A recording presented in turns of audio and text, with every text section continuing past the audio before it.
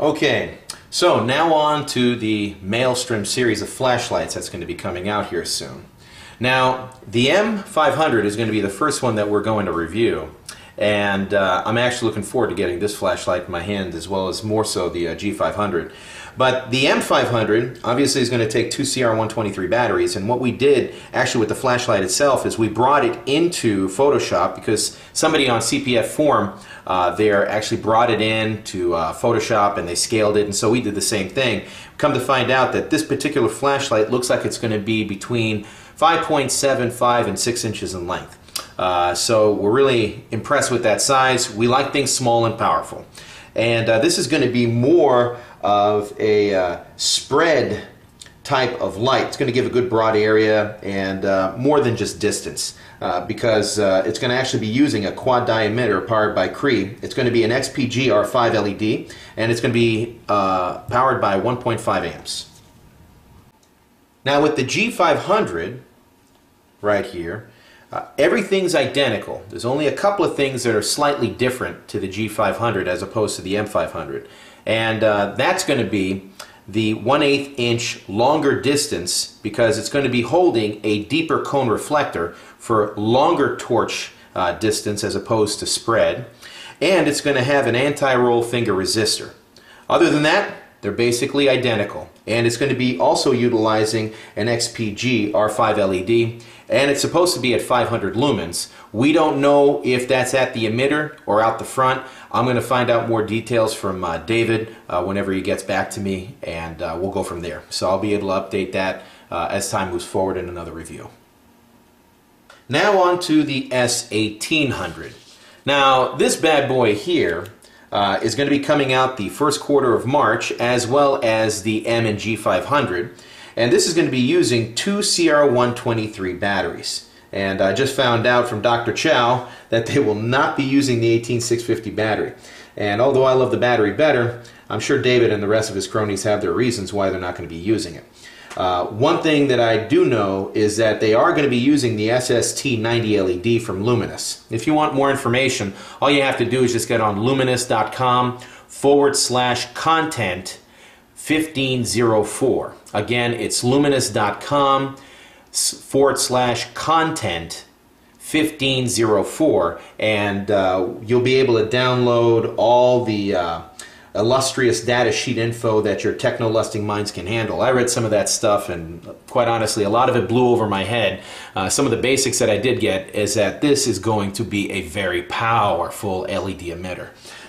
This thing's actually going to be powered at the emitter at 1800 lumens and OTF, or out the front of the lens, right around 1500.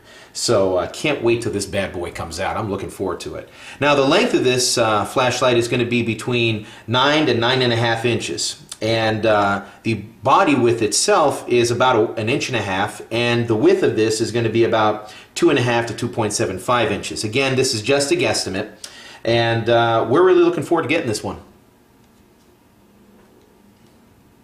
Okay, now for the S1200. The reason why I still left the S1800 up here for a reason is because if you look at the mold itself and you download the actual JPEG brochure that's on candlepowerforum.com, you'll notice that both the 1800 and the S1200 actually have the same ridge width on the flashlight body.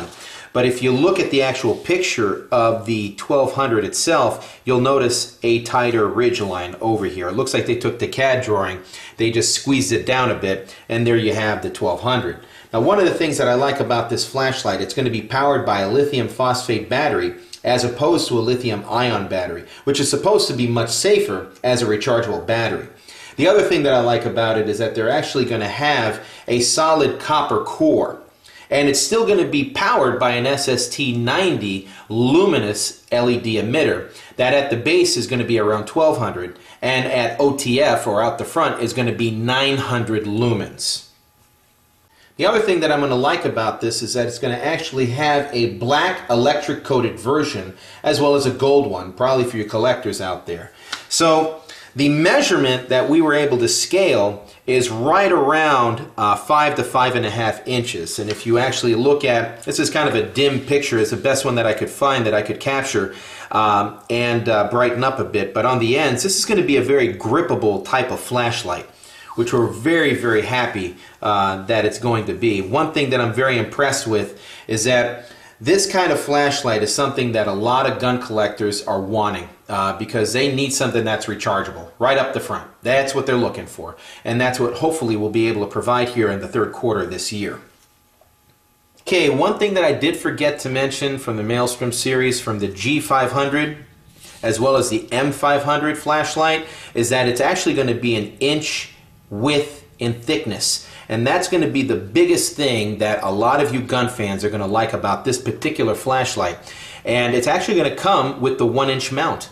That's something that I got directly from David Chow himself. I'm really grateful that he was able to provide that information, because this has been the biggest request that we've had from a lot of our gun fans out there as we've been doing our trade shows at our tables. We've always had this request: is this gun mountable? Now it will be, and we can't wait till these things come out at the end of March. By the way, just to let you 4Sevens fans know out there that when these bad boys do come out, we will have online coupons available. So keep your eyes peeled on 4Sevens.com and RenewTechSolutions.com, because the day they get released is the day we'll have them. So please hit us up on our site when they come out and we'll take care of you. Thanks again for viewing. Have an awesome week. Later.